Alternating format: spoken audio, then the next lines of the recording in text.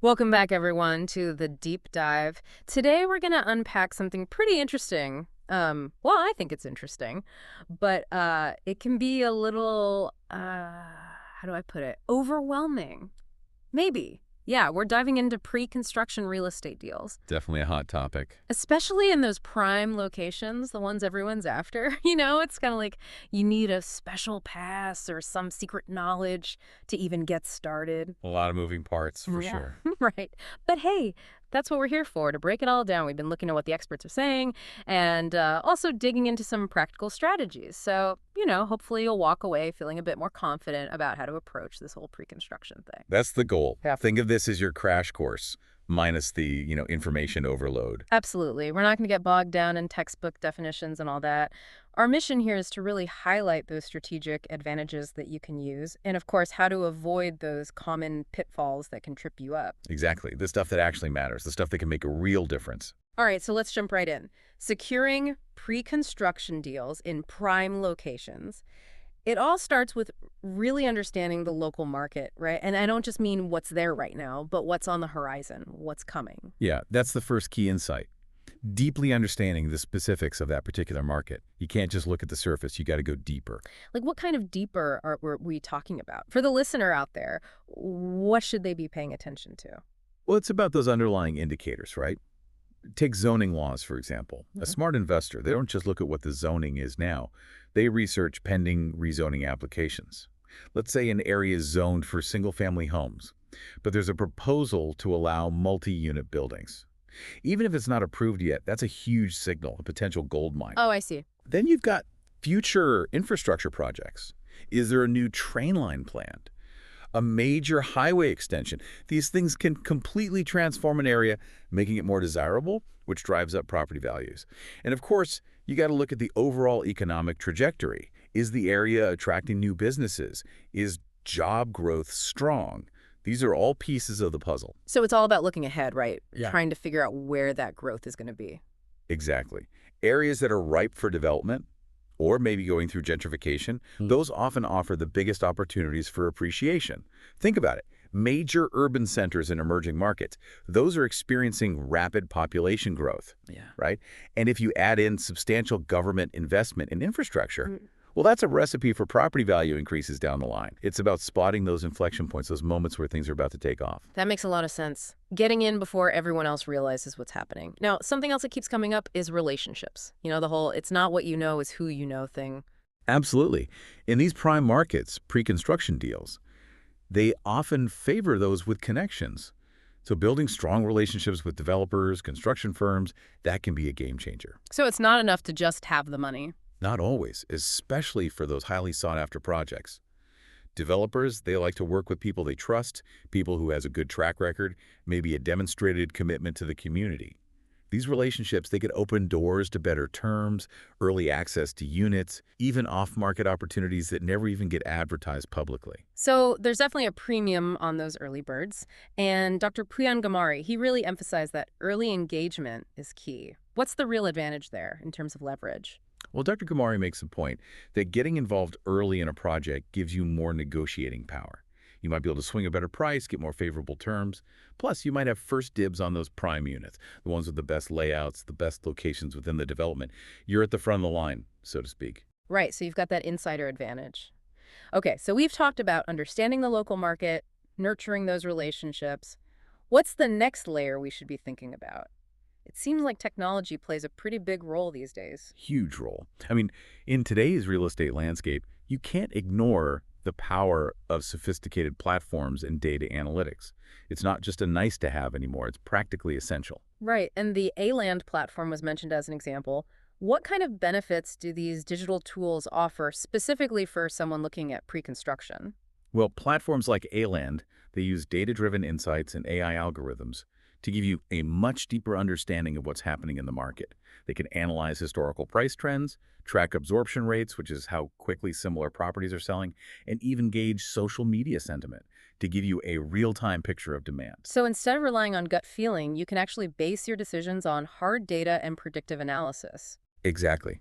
Dr. Gamari actually highlighted this digital revolution, how these AI-driven platforms and digital marketing solutions, they're giving investors the ability to assess market shifts in real time and make smarter investment decisions. It's about having that powerful analytical capability at your fingertips. That makes a lot of sense. Data can help you spot those promising opportunities and maybe avoid some risks too. Now let's talk about the financial side of things. Pre-construction deals, they usually involve a bigger upfront commitment, right? That's true. And getting your financing secured early on, that's a crucial strategic move.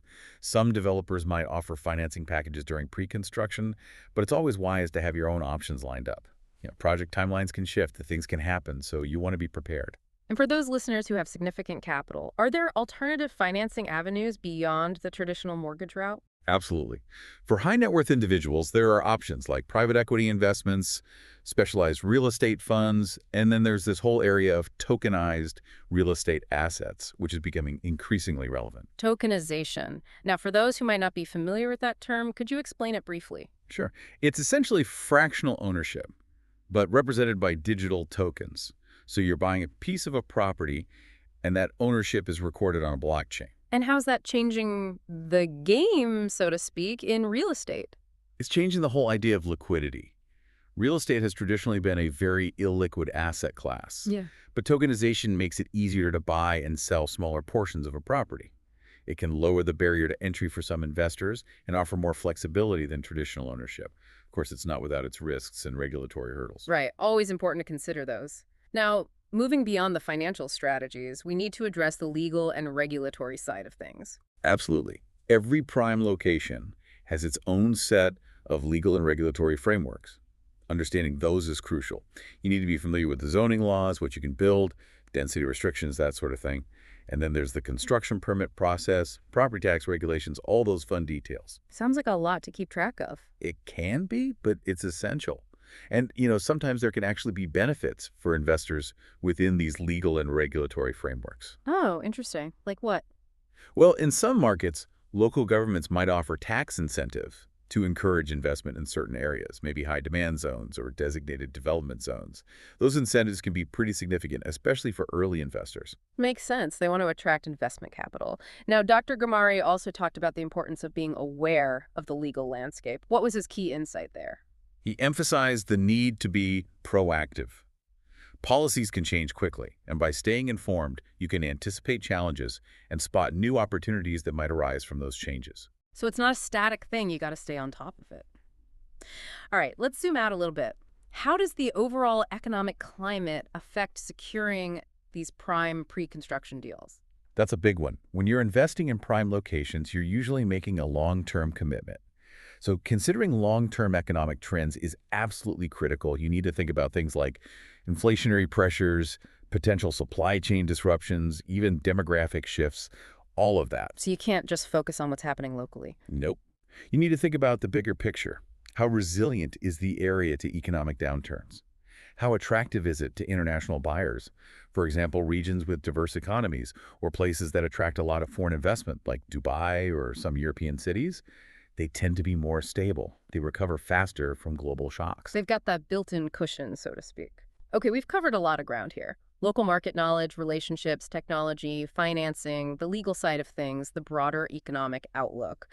For our listener out there who's trying to absorb all this, what are the most important actionable steps they should focus on? Great question. To recap, there are a few key things you should prioritize. First and foremost, due diligence. Never skip that step.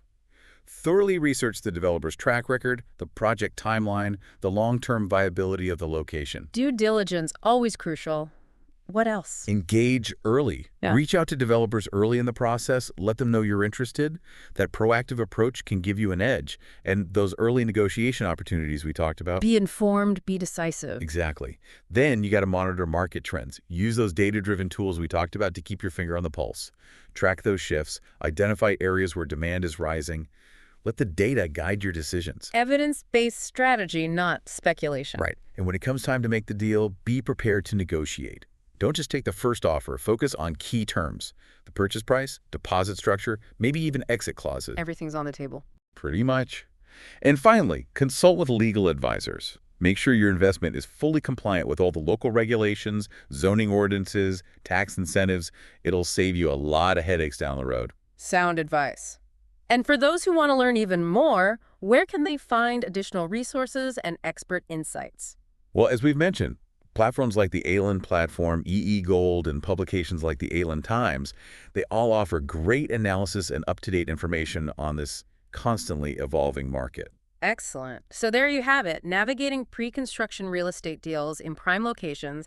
It's a complex game, no doubt about it. You got to be a market analyst, a financial strategist, and a legal eagle, all rolled into one. It's a lot to juggle. It is. Yeah. But the takeaway here is that by being proactive, using reliable data, and tapping into expert knowledge, you can significantly increase your chances of securing those sought-after deals. No question about it. And on that note, here's a final thought for you to ponder. Given the interplay of global economics and those ever-changing local regulations, what often overlooked factors might present the biggest opportunities, or maybe even the biggest risks, in the prime real estate markets of tomorrow? It's something to think about as you continue your journey in this fascinating and potentially very rewarding field. Thanks for joining us on this deep dive. Thanks for having me.